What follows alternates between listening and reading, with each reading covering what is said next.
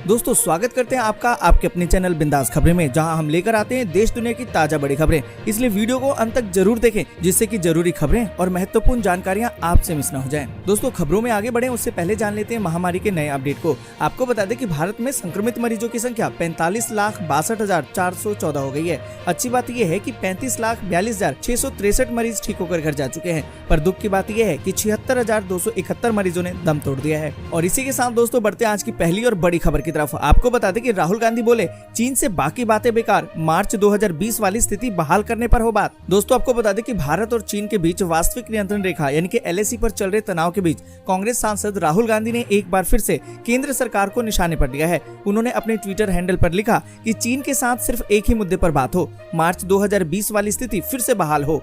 प्रधानमंत्री और भारत सरकार चीन को अपनी जमीन से बाहर फेंकने की जिम्मेदारी से पीछे हट गए हैं, इसलिए बाकी बातचीत बेकार है। दोस्तों आपको बता दें कि उन्होंने लिखा चीन से सिर्फ मार्च 2020 वाली स्थिति पर फिर से बहाल करने की बात हो। प्रधानमंत्री और भारत सरकार चीन को अपनी जमीन से पीछे धकेलने की जिम्मेदारी से पीछे हट गए हैं और किसी तरह की बातचीत बेकार है। दोस्तों यहाँ पर आपको बता दें कि राहुल गांधी चीन के मुद्दे को लेकर लगातार ही केंद्र सरकार पर हमला बोल रहे हैं। इससे पहले कांग्रेस सांसद ने शुक्रवार सुबह अपने ट्वीट में लिखा कि चीन ने हमारी जमीन पर कब्जा कर लिया है, भारत सरकार इसे वापस हासिल करने की योजना बना रही है या फिर इसे भी एक दैवीय घटना बताकर छोड़ा जा रहा है। दोस्तों यहाँ पर आपको बता दें कि सूत्रों की माने तो भारत ने चीन के सामने बॉर्डर पर चीनी सैनिकों का मसला उठाया है और साथ ही कहा गया कि 1993 से लेकर 1996 में जो भी समझौते हुए ये उसका उल्लंघन है। भारत ने साथ ही ये भी कहा कि चीन ने इतने सैनिकों की तैनाती क्यों की है, इसका जवाब नहीं मिला है। दूसरी ओर चीनी विदेश मंत्री वांग यी की ओर से भी बॉर्डर पर शांति बनाए रखने की बात कही गई है, जबकि कहा गया है कि सीमा पर गोलीबारी घुसपैठ जैसी घटनाएं माहौल को बिगाड़ने का काम कर सकती है। चीन की ओर से बॉर्डर से सैनिकों को हटाने की बात कही गई है। दोस्तों आगे बढ़े उससे पहले वीडियो को लाइक और शेयर जरूर कर दें और ऐसी खबरों को अपने मोबाइल पर देखने के लिए चैनल को सब्सक्राइब करें, बेल के आइकन को दबाएं, ऑल नोटिफिकेशन को जरूर ऑन करें। और इसी के साथ दोस्तों अगली बड़ी खबर जो निकल कर आ रही है कि आज से हर रूट पर दौड़ेगी मेट्रो, लेकिन ये शर्तें न मानने पर होगी कार्रवाई। दोस्तों आपको बता दें कि कोरोना वायरस के कारण लोकल ट्रांसपोर्ट घटने से परेशानियों का सामना कर रहे दिल्ली वालों के लिए एक अच्छी खबर है। 12 सितंबर से दिल्ली मेट्रो सभी लाइनों पर चलेगी। मेट्रो शनिवार से एयरपोर्ट एक्सप्रेस लाइन पर भी दौड़ती नजर आएगी। इस लाइन के शुरू होने के साथ ही मेट्रो का ऑपरेशन सुबह 6 बजे से लेकर रात 11 बजे तक होगा। फिर यात्री मेट्रो में दिन भर सफर कर सकेंगे। दोस्तों आपको बता दें कि DMRC की तरफ से भी सभी तैयारियां पूरी कर ली गई हैं। दिल्ली मेट्रो में ज्यादा भीड़ एक साथ ना आए, इसके चलते कॉर्पोरेशन के प्रबंध निदेशक ने शुक्रवार को यात्रियों से अपील करते हुए कहा कि वे पीक आवर को अवॉइड करें, ताकि दिल्ली मेट्रो सभी यात्रियों को इस कोरोना बीमारी से बचाकर एक बेहतर सुविधा दे सके। कॉर्पोरेशन के प्रबंध निदेशक मंगू सिंह के मुताबिक 12 सितंबर से दिल्ली मेट्रो की सभी सर्विसेज चालू हो जाएंगी। नॉर्मल टाइमिंग से सब मेट्रो लाइंस पर सर्विसेज उपलब्ध रहेंगी, लेकिन सोशल डिस्टेंसिंग प्रोटोकॉल के चलते जो हमारी मेट्रो की कैपेसिटी है वो काफी कम हो गई है। और इसी के साथ दोस्तों बढ़ते अगली बड़ी खबर की तरफ और आपको बता दें कि ICICI बैंक ने लॉन्च किया आई स्टार्टअप 2.0 स्कीम। स्टार्टअप में मिलेगी ढेर सारी सुविधा। देश में स्टार्टअप करने वालों की संख्या तेजी से बढ़ रही है। इसी के साथ प्राइवेट सेक्टर के दूसरे सबसे बड़े बैंक ICICI ने ऐसे ही स्टार्टअप करने में मदद के लिए एक नई स्कीम आई स्टार्टअप 2.0 को लॉन्च कर दिया है। इस स्कीम से स्टार्टअप को बैंकिंग से आगे की सेवाएं मुहैया कराई जाएंगी। इसके साथ ही ये स्कीम स्टार्टअप को डिजिटल तौर पर मजबूत करने के लिए भी मदद करेगी। नियामक सहायता, एनालिटिक्स, स्टाफिंग, अकाउंटिंग, ग्राहक अधिग्रहण और ग्राहकों के लिए डिजिटल आउटरीच जैसी बैंकिंग से अलग भी सेवाएं मिलेंगी। बैंकिंग सेवाओं में स्टार्टअप को प्लैटिनम, गोल्ड और सिल्वर जैसे 3 तरह के करंट अकाउंट खोलने में भी मदद की जाएगी। दोस्तों आपको बता दें कि इसके अलावा बैंक ने work from home, IT hardware, deal, web hosting, accounting software,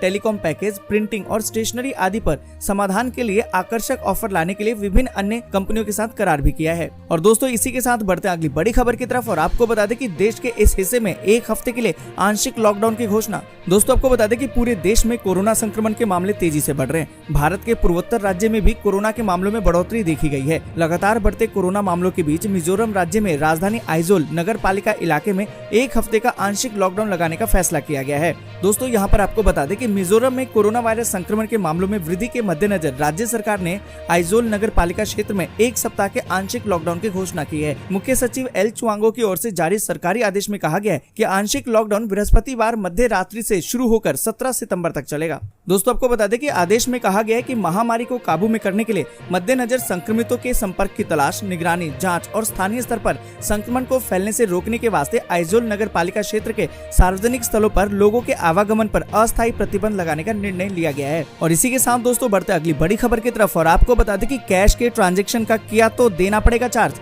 इस बड़े प्राइवेट बैंक ने ग्राहकों को किया है आगाह। देश के बड़े प्राइवेट बैंक ICICI बैंक ने कैश ट्रांजैक्शन घटाने के लिए ग्राहकों को अलर्ट किया है। बैंक का कहना है कि डिजिटल ट्रांजैक्शन को बढ़ावा देने के लिए नया नियम इसी महीने से लागू हो रहा है। अब अगर ग्राहक लोन की EMI बैंक ब्रांच में जाकर कैश में जमा कराता है तो उसे चार्ज देना होगा। बैंक अब कैश ट्रांजैक्शन चार्ज वसूलेगा। दोस्तों आपको बता दें कि बैंक 15 सितंबर 2020 से इसे लागू करने जा रहा है। बैंक का मकसद डिजिटल इंडिया पहल के अनुरूप ग्राहकों को लोन के रीपेमेंट के लिए डिजिटल तरीकों को इस्तेमाल करने के लिए प्रेरित करना है। हालांकि ग्राहक अगर लोन के लिए part payment, conversion charge, swap charge, deliverable charge में कैश देने पर चार्ज नहीं लगेगा।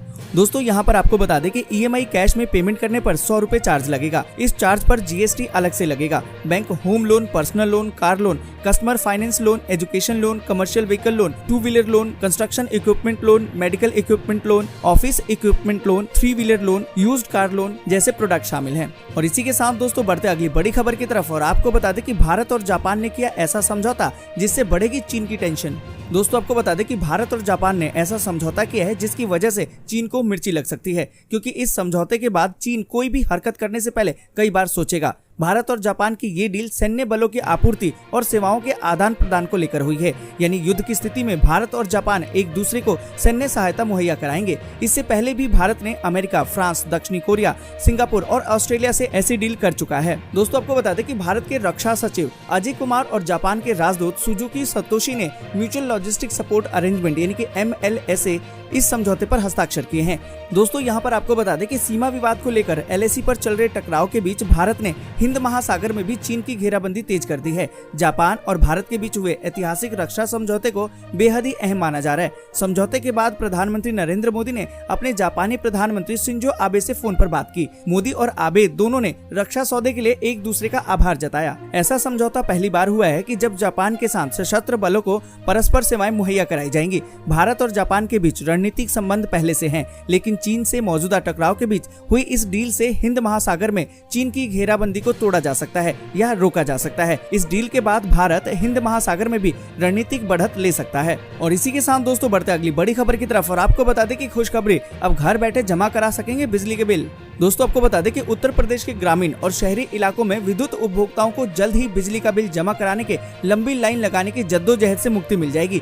सरकार उपभोक्ताओं की सुविधा के लिए घर पर ही बिजली बिल जमा कराने की सुविधा प्रदान करने जा रही है। ऊर्जा मंत्री श्रीकांत शर्मा ने शुक्रवार को समीक्षा बैठक में मौजूदा वित्तीय वर्ष में 10,000 स्वयं सहायता समूहों को बिलिंग नेटवर्क से जोड़े जाने का निर्देश दिया है और कहा है कि इससे ग्रामीण और शहरी क्षेत्रों दोनों में ही महिलाओं को स्वावलंबी बनाया जा सकेगा। दोस्तों यहाँ पर आपको बता दें कि उन्होंने कहा कि समूह के सदस्य घर घर जाकर बिजली का बिल उपलब्ध कराने के साथ ही बिलिंग की धनराशि भी एकत्र करेंगे और हाथ के हाथ बिजली बिल की रसीद भी उपलब्ध कराई जाएगी। शर्मा ने कहा कि प्रधानमंत्री नरेंद्र मोदी के आत्मनिर्भर भारत अभियान के तहत ऊर्जा विभाग ने राष्ट्रीय ग्रामीण आजीविका मिशन के साथ मिलकर स्वयं सहायता समूहों के स्वावलंबन की दिशा में सार्थक प्रयास शुरू कर दिया है। इसके लिए हम सक्रिय समूहों को अपने बिलिंग नेटवर्क का हिस्सा बना रहे हैं। शहरी क्षेत्रों में सक्रिय समूहों को भी नेटवर्क से जोड़ा जा रहा है। दोस्तों अभी ये सेवा उत्तर प्रदेश में शुरू की जा रही है, पर हो सकता है कि आने वाले समय में इसे पूरे देश में लागू किया जाए। ऐसी सेवा क्या दूसरे राज्यों में भी लागू होनी चाहिए? आप अपनी राय कमेंट करके जरूर बताएं। और इसी के साथ दोस्तों बढ़ते अगली बड़ी खबर की तरफ और आपको बता दें कि विदेश मंत्रियों की बैठक के बाद आया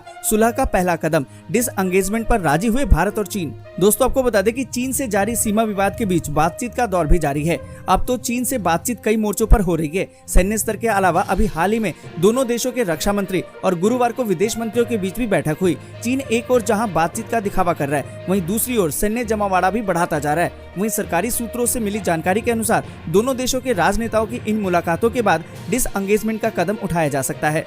दोस्तों यहाँ पर आपको बता दें कि सूत्रों के मुताबिक पिछले दिनों दोनों देशों के राजनेताओं के बीच हुई बैठक में डिसएंगेजमेंट के मुद्दे पर भारत और चीन सहमत हुए हैं। अब सैन्य कमांडर सुरक्षा बलों के डिसएंगेजमेंट को लेकर बातचीत करेंगे। सूत्रों का कहना है कि सेनाओं के बीच जगह होनी चाहिए जो इस समय आमने सामने की स्थिति में है। ये टकराव से बचने की कोशिश होती है। एक बार जब डिसएंगेजमेंट हो जाता है तो फिर डी एस्केलेशन और सैनिकों सैनिकों को कम करने के दूसरे चरण में जा सकते हैं। और इसी के साथ दोस्तों बढ़ते अगली बड़ी खबर की तरफ और आपको बता दें कि शिवराज ने जनता के लिए खोला खजाना, सेवा सप्ताह के दौरान हर दिन सौगातों की बारिश। दोस्तों आपको बता दें कि मध्य प्रदेश के मुख्यमंत्री शिवराज सिंह चौहान ने सूबे की जनता के लिए एक साथ कई सौगातों की घोषणा कर दी है। उन्होंने कहा कि 17 तारीख को प्रधानमंत्री नरेंद्र मोदी जी का जन्मदिन है, जिसे भाजपा सेवा सप्ताह के रूप में मना रही है। यहाँ पर आपको बता दें कि उन्होंने कहा कि लगभग 37 लाख गरीब लोगों के पास राशन के लिए पात्रता पर्ची नहीं थी। 16 तारीख को इन सभी लोगों को राशन देना शुरू किया जाएगा। 17 तारीख को आंगनवाड़ियों में बच्चों को पोषण आहार के साथ दूध भी बांटा जाएगा। मुख्यमंत्री ने कहा कि 18 तारीख को 12 बजे प्रदेश के 20 लाख किसानों के बैंक खाते में 4,600 करोड़ रुपए फसल बीमा योजना के भेज दिए जाएंगे। 12 तारीख को 11 बजे पीएम मोदी जी 1.75 लाख गरीबों को मकान में गृह प्रवेश करवाएंगे। इस कार्यक्रम को प्रधानमंत्री जी संबोधित भी करेंगे। इसके साथ ही उन्होंने कहा कि 3 साल में मध्य प्रदेश की धरती पर कोई गरीब बिना पक्के मकान के नहीं रहेगा। इसके साथ ही उन्होंने पूर्व मुख्यमंत्री कमलनाथ पर निशाना भी साधा। दोस्तों आपको बता दें कि शिवराज सिंह ने आरोप लगाया कि सूबे की बेटियों की शादी के पैसे कमलनाथ खा गए। मैं 25,000 रुपए देता था, उन्होंने कहा कि 51,000 दूंगा। शादियां बहुत हो गई, साल भर हो गया, कमलनाथ का एक पैसा नहीं आया। ये गद्दारी है। और इसी के साथ दोस्तों बढ़ते अगली बड़ी खबर की तरफ और आपको बता दें कि सिंधिया ने कमलनाथ पर बोला हमला, कहा कि हमारे पूर्व विधायक नहीं, कांग्रेस का मुख्यमंत्री था गद्दार। दोस्तों आपको बता दें कि मध्य प्रदेश के ग्वालियर चंबल के चुनावी दौरे के दूसरे दिन शुक्रवार को राज्यसभा सदस्य ज्योतिरादित्य सिंधिया ने पूर्व मुख्यमंत्री कमलनाथ पर करारा हमला बोला। अपने समर्थन में कांग्रेस छोड़ने वालों को गद्दार कहकर निशाना साधने वाली कांग्रेस पर पलटवार करते हुए उन्होंने कहा कि हमारे पूर्व विधायक नहीं बल्कि कांग्रेस का मुख्यमंत्री गद्दार है। मुख्यमंत्री शिवराज सिंह चौहान ने भी किसानों की कर्ज माफी को लेकर कमलनाथ सरकार पर धोखा देने का आरोप लगाया। दोस्तों यहाँ आपको बता दें कि सिंधिया ने कहा कि जनता से किए वादे पूरे नहीं किए, इसलिए कमलनाथ सरकार गिराई गई। ऐसे मुख्यमंत्री को वल्लभ भवन में बैठने का अधिकार नहीं है जो जनता के प्रगति और विकास के बारे में सोच न रखता हो। करेरा में पूर्व विधायक जसवंत जाटव ने भी कहा कि कांग्रेस सरकार में हमारे विधानसभा क्षेत्र में एक भी काम नहीं कराया गया। और इसी के साथ दोस्तों बढ़ते आगे और आपको बता दें कि उद्धव ठाकरे और संजय राउत की बड़ी मुश्किलें, मुजफ्फरपुर के सीजीएम कोर्ट में मुकदमा दर्ज। दोस्तों आपको बता दें कि महाराष्ट्र के मुख्यमंत्री उद्धव ठाकरे और शिवसेना के प्रवक्ता संजय राउत की मुश्किलें बढ़ती हुई दिखाई दे रही हैं। उनके खिलाफ मुजफ्फरपुर के सीजीएम कोर्ट में मुकदमा दर्ज हो गया है। उन पर अभिनेत्री कंगना रनौत पर टिप्पणी करने और उन्हें धमकी देने का आरोप लगाया गया है। दोस्तों आपको बता दें कि सामाजिक कार्यकर्ता एम राजू नैयर ने उद्धव ठाकरे और शिवसेना के खिलाफ मुकदमा दर्ज करवाया है। एम राजू नैयर ने आरोप लगाया है कि कंगना रनौत पर गलत टिप्पणी और गाली गलौज की गई, साथ ही उन्हें मुंबई आने पर हत्या कर देने की धमकी भी दी गई। वहीं शिकायतकर्ता ने कहा कि न्यायालय के बिना आदेश के कंगना के कार्यालय को तोड़ दिया गया। इसी से आहत होकर उन्होंने सीजीएम कोर्ट में 269, 270, 188, 420 और 406 के तहत मुकदमा दर्ज करवाया है। आपको बता दें कि कोर्ट ने केस की अगली सुनवाई 17 सितंबर को होगी। और इसी के साथ दोस्तों बढ़ते अगली बड़ी खबर की तरफ और आपको बता दें कि जेडीयू के साथ दरार बढ़ने पर बोले रामविलास पासवान, चिराग के फैसले के साथ मजबूती से खड़ा हूँ। दोस्तों आपको बता दें कि बिहार विधानसभा चुनाव से पहले एनडीए में जदयू के साथ दरार बढ़ने पर लोजपा के संस्थापक रामविलास पासवान ने कहा कि उनकी पार्टी के अध्यक्ष चिराग पासवान इस विषय में जो भी फैसला लेंगे उनमें वह उनके साथ मजबूती से खड़े हैं। दोस्तों आपको बता दें कि केंद्रीय मंत्री ने सिलसिलेवार ट्वीट करके इस बात का खुलासा भी किया कि वह बीमार हैं और उसके कारण अस्पताल में भर्ती हैं और उनका उपचार भी चल रहा है। हालांकि उन्होंने अपनी बीमारी के बारे में नहीं बताया। उन्होंने कहा कि कोरोना संकट के समय खाद्य मंत्री के रूप में निरंतर अपनी सेवा देश को दी है और हर संभव प्रयास किया है कि सभी जगह खाद्य सामग्री समय पर पहुंचे। इसी दौरान तबीयत खराब होने लगी, लेकिन काम में कोई ढिलाई न हो इस वजह से अस्पताल नहीं गया। दोस्तों आपको बता दें कि लोजपा के वरिष्ठ नेता ने कहा कि चिराग के कहने पर वे अस्पताल गए और इलाज शुरू करवाया। उन्होंने कहा कि मुझे खुशी है कि इस समय मेरा बेटा चिराग मेरे साथ है और मेरी हर संभव सेवा कर रहा है। मेरा ख्याल रखने के साथ साथ पार्टी के प्रति भी अपनी जिम्मेदारियों को बखूबी निभा रहा है। और इसी के साथ दोस्तों बढ़ते अगली बड़ी खबर की तरफ और आपको बता दें कि लालू के करीब आए बाहुबली अनंत सिंह, कहा कि आरजेडी से लड़ेंगे चुनाव, तेजस्वी अगले सीएम। दोस्तों आपको बता दें कि बिहार विधानसभा चुनाव में राजनीति फिर से करवट बदलती दिखाई दे रही है। एक जमाने में राष्ट्रीय जनता दल यानी कि आरजेडी सुप्रीमो लालू प्रसाद यादव की आंखों की किरकिरी और मुख्यमंत्री नीतीश कुमार के करीबी रहे। बिहार के मोकामा से बाहुबली निर्दलीय विधायक अनंत सिंह ने आरजेडी के टिकट पर विधानसभा चुनाव लड़ने की बात कही है। पटना में जेल से सिविल कोर्ट में पेशी के लिए लाए गए विधायक ने मीडिया से बातचीत करते हुए कहा कि उन्होंने तेजस्वी यादव को मुख्यमंत्री बनाने का फैसला कर लिया है। विधायक के फैसले की जानकारी क्षेत्र में उनके करीबी कार्तिक सिंह उर्फ मास्टर साहब ने समर्थकों को दी है। और दोस्तों इसी के साथ बढ़ते अगली बड़ी खबर की तरफ और आपको बता दें कि चीन से तनाव के बीच पीएम मोदी और एनएसए डोभाल के बीच बैठक, एलएसी पर हालात को लेकर चर्चा। दोस्तों आपको बता दें कि चीन के साथ जारी तनाव और प्रधानमंत्री नरेंद्र मोदी और राष्ट्रीय सुरक्षा सलाहकार यानी कि एनएसए अजीत डोभाल के बीच अहम बैठक हो रही है। सूत्रों के मुताबिक बैठक में एलएसी पर मौजूदा हालात को लेकर चर्चा हो रही है। आपको बता दें कि एलएसी पर भारत और चीन के बीच तनाव चरम पर है। मई के शुरुआती दिनों से ही लद्दाख में टकराव की स्थिति बनी हुई है, लेकिन हाल के दिनों में चीन की ओर से की गई घुसपैठ की कोशिशों के बाद तनाव और बढ़ गया है। एलएसी पर तनाव को देखते हुए रक्षा मंत्री राजनाथ सिंह ने सीडीएस विपिन रावत और तीनों सेनाओं के चीफों की बैठक बुलाई थी। आज शुक्रवार को हुई इस बैठक में राष्ट्रीय सुरक्षा सलाहकार एनएसए अजीत डोभाल भी मौजूद थे। दोस्तों यहाँ पर आपको बता दें कि भारत और चीन तनाव को कम करने के लिए बातचीत का सहारा ले रहे हैं। चीन से कई मोर्चों पर बातचीत भी हो रही है। सैन्य स्तर के अलावा अभी हाल ही में दोनों देशों के रक्षा मंत्री और गुरुवार को विदेश मंत्रियों के बीच भी बैठक हुई। चीन एक ओर जहां बातचीत का दिखावा कर रहा है, दूसरी ओर सैन्य जमावड़ा भी बढ़ाता जा रहा है। और इसी के साथ दोस्तों बढ़ते अगली बड़ी खबर की तरफ और आपको बता दें कि डोनाल्ड ट्रंप ने कहा कि चीनी सेना को देश बेच रहा है जो बाइडेन का परिवार। दोस्तों आपको बता दें कि अमेरिका के राष्ट्रपति डोनाल्ड ट्रंप ने देश के राष्ट्रपति पद के चुनाव में अपने प्रतिद्वंदी और डेमोक्रेटिक पार्टी के उम्मीदवार जो बाइडेन पर चीन के मसले में कमजोर रहने का आरोप लगाते हुए कहा कि उनका परिवार सीधे चीनी सेना को देश बेच रहा है। ट्रंप ने बृहस्पतिवार को व्हाइट हाउस में संवाददाताओं से कहा कि बाइडेन चीन को लेकर कमजोर हैं। इस बात का कल खुलासा हुआ कि एक ऐसी कंपनी ने एक बड़े चीनी सैन्य रक्षा ठेकेदार को मिशिगन की एक ऑटो पार्ट्स निर्माता कंपनी की बिक्री को संभव बनाया, जिसका आंशिक मालिकाना हक जो बाइडेन के बेटे हंटर के पास है। हंटर बाइडेन के पास शंघाई की निजी इक्विटी कंपनी की 10% हिस्सेदारी है। राष्ट्रपति ने संवाददाताओं पर आरोप लगाया कि वे मिशिगन संबंधी वित्तीय लेन देन के बारे में रिपोर्टिंग नहीं कर रहे हैं। उन्होंने कहा कि आप इसके बारे में नहीं लिखना चाहते, क्या आप लिखना चाहते हैं?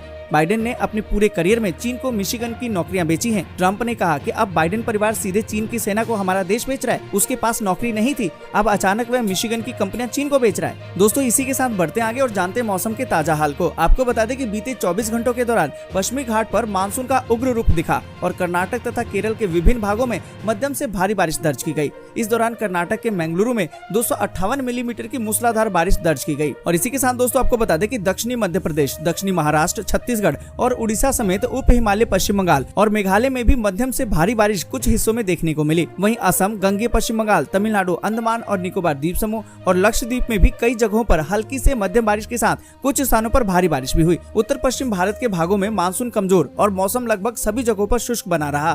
तापमान में वृद्धि दर्ज की गई।